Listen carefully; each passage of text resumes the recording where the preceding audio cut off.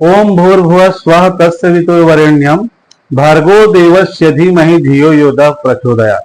दोस्तों, यह गायत्री मंत्र का संकलन वास्तव में कहां से हुआ और कौन से वेद से इसे संकलित किया गया है, आज इस विषय पर हम वैदिक काल के रूप में आपका चर्चा करेंगे।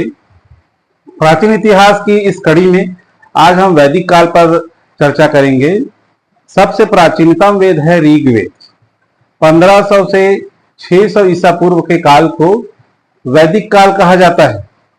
1500 से 1000 जिसमें ऋग्वेद की रचना हुई, जिसके पुरोहित को होता कहा जाता है। ऋग्वेद मंत्र आदि का संकलन है। जैसे मैं आपको बता रहा था कि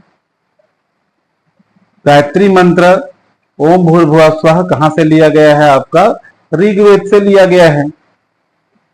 ऋग्वेद के उपवेद हैं आयुर्वेद, जिसके प्रवर्तक हैं आपके ब्रह्मा, और इसके ऐत्रेय और कौशिकी, ये दोनों क्या हैं, इसके प्रामाण ग्रंथ है। सामवेद की रचना उत्तर वैदिक काल में हुई 1000 से 600 ईसा पूर्व के बीच। यह इसका जो उपवेद है वो है गंधर्व वेद, और इसके प्रवर्तक रहे आपके नारद।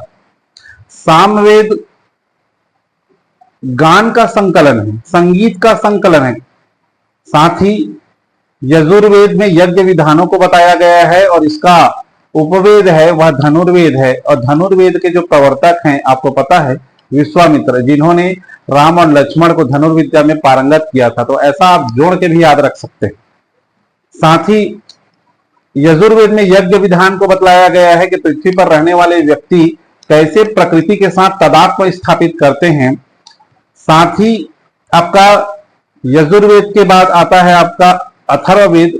अथर्ववेद का जो उपवेद है वो है आपका शिल्पवेद, और इसके प्रवर्तक हैं विश्वकर्मा।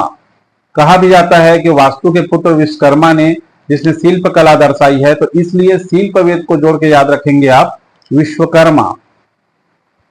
अथर्ववेद का जो ब्राह्मण ग्रंथ है उसे गोपथ कहा जाता है, और यजुर्वेद के ब्राह्मण ग्रंथ को कहा जाता है आपका शतपथ और तैतरी। याद रखेंगे, शतपथ और तैतरी यजुर्वेद के ब्राह्मण ग्रंथ हैं। अथर्ववेद के ब्राह्मण ग्रंथ है आपका गोपथ।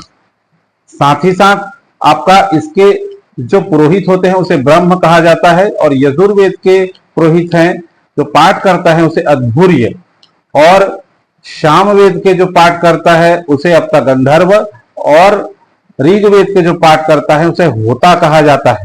तो इस तरीके से अथर्ववेद में जो संकलन है वो वनस्पति का है और तंत्र मंत्र आदि का है। इस प्रकार पूरे जो वैदिक काल में जो पहले जो सबसे वेद की रचना हुई वो थी आपकी ऋग्वेद, जिसे ऋग्वैदिक काल बोला जाता है, जो 1500 से 1000 रहा, और 1000 से 600 ईसा पूर्व के काल को उत्तर वैदिक काल के नाम से जाना जाता है। दोस्तों, चाहे आईएएस का एग्जाम हो, चाहे पीसीएस का एग्जाम हो, चाहे व्यापम का एग्जाम हो, छत्तीसगढ़ का या अन्य स्टेट का एग्जाम हो, यहां से प्रश्न जरूर बनते हैं। इस टॉपिक को बार बार सुनिएगा और इस वीडियो को लाइक करिएगा, साथ ही साथ चैनल को सब्सक्राइब कीजिएगा। ऐसे ही कुछ टू द पॉइंट बात करेंगे, क्योंकि समय बहुत महत्वपूर्ण है और समय बिल्कुल आपका जो है बहुत इंपॉर्टेंट है। टाइम इज मनी, तो इसलिए ज्यादा लंबा वीडियो नहीं देख करके टू द पॉइंट जो बात किया जा रहा है उस पर गौर करेंगे। थैंक यू वेरी मच, धन्यवाद।